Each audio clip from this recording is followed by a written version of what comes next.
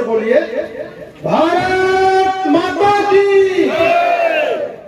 नरेंद्र मोदी जिंदाबाद, जिंदाबाद जिंदाबाद। हम कहेंगे नरेंद्र मोदी तो आप लोग बोलिएगा जुग जुग जियो, चूंकि उनका जन्मदिन है। नरेंद्र मोदी जुग जुग जियो, नरेंद्र मोदी जुग जुग जियो। बहुत बहुत धन्यवाद विपिन जी। आज त्रिपुरा के सुदूरवर्ती बांग्लादेश और मिजोरम के बॉर्डर में खास नाम पारा गांव में हम सब लोग यहां पर एकत्र हुए हैं।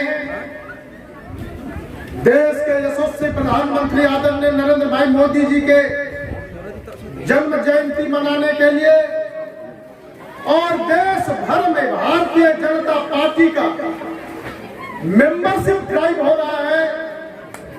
उस सदस्यता अभियान में हम सब लोग सदस्य बनने के लिए इस गांव में हम लोग एकत्र हुए हैं और ऐसे कार्यक्रम में हमारे त्रिपुरा के कैबिनेट मिनिस्टर, ट्राइबल मिनिस्टर श्रीमान विकास देव वर्मा जी, हमारे बीच में शांति बाजार के एमएलए श्रीमान प्रमोद जी, उसी के साथ एसटी मोर्चा के नेशनल वाइस प्रेसिडेंट श्रीमान नानी ओप्पो जी, ट्रेजरर श्री रवि भाई गामित जी और नेशनल एग्जीक्यूटिव मेंबर बहन बोबी अजमेरा जी, आप इनको देख रहे हैं, आपके गांव में यहाँ आए हैं। ये हवाई जहाज चलाती है, पायलट है और पूरे हिंदुस्तान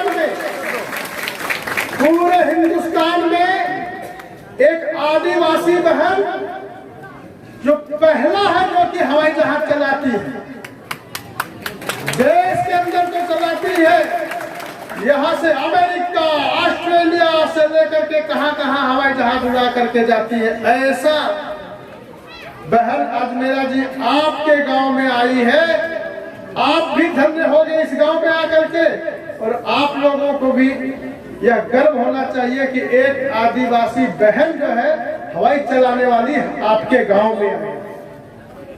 इसी प्रकार से हमारे श्री मंगल देव वर्मा जी, महामंत्री भूपेंद्र देव वर्मा जी, हमारे सपन जी, थियोमोक जी, उत्पल देव वर्मा जी, पृथ्वीराज देव वर्मा जी,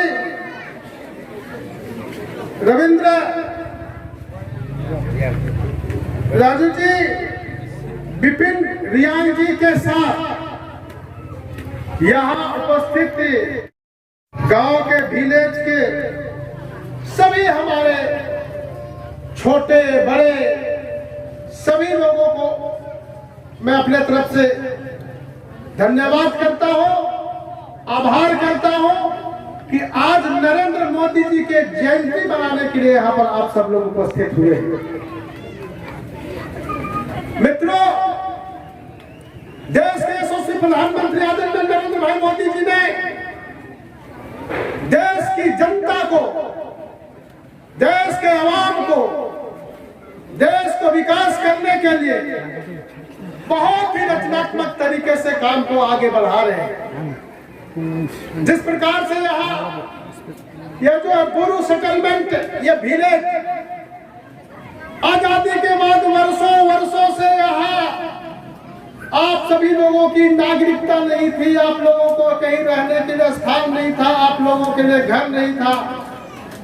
ऐसे बातों को किसी ने ध्यान दिया तो देश के यशस्वी प्रधानमंत्री आदरणीय नरेंद्र भाई मोदी जी ने ये बात को ध्यान दिया और आप लोगों के लिए जो सेटलमेंट करने का काम किया। अभी हमारे मंगल देव वर्मा जी बता रहे थे कि जिस समय जो है दिल्ली के अंदर ये जो है सेटलमेंट के लिए वहां पर जो हस्ताक्षर हो रहा था वहां मैं भी था, ऐसा हमारे मंगल जी ने बताया। तो यानी आप लोगों के लिए कैसे सुविधा व्यवस्था हो ताकि आप जो है देश के जो लोग हैं, जनता है, विकास के रास्ते आगे बढ़ रहे हैं, उसका एजुकेशन हो रहा है, उनके लिए डेवलपमेंट हो रहा है, इन सारे बातों के साथ आप भी साथ साथ चल सकते हैं। यानी विकास के मुख्य धारा से जुड़ करके इस देश के अच्छे नागरिक बनने की ओर आप लोग भी बढ़ सकते हैं। यह कल्पना और योजना देश के यशस्वी प्रधानमंत्री आदरणीय नरेंद्र भाई मोदी जी ने किया। उन्होंने जो है सबका साथ, सबका विकास, सबका विश्वास और सबका प्रयास का जो मंत्र लेकर के सबको जो है ऊपर उठाने के लिए काम करने का काम कर रहे हैं। इसीलिए आज जो है उनके जन्मदिन पर उनके द्वारा किए गए कामों को भी हम सब लोगों को याद करने का जरूरत है।